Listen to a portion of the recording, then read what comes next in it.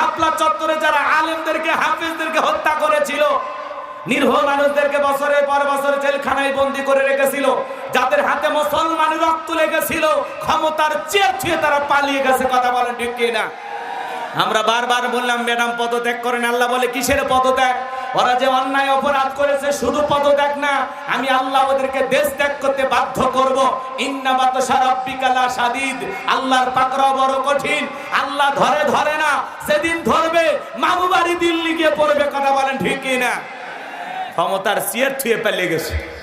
কথা কন, বড় বড় কথা বলতে পালাবো না, হারাবো না, কই পালিয়েই তো গেলে। আগামী তো সিদ্ধান্ত নেন। আর যাই হোক, কোন নারীকে এই দেশের প্রধানমন্ত্রী বানানো যাবে না। যেই দলেরই হোক, পুরুষ হবে আমাদের প্রধানমন্ত্রী। কারা কারা চান হাত তুলে দেখান। পুরুষ হবে আমাদের প্রধানমন্ত্রী। কথা বলেন ঠিক কিনা? লিল্লাহি তাকবীর। হ্যাঁ, হাত নামান।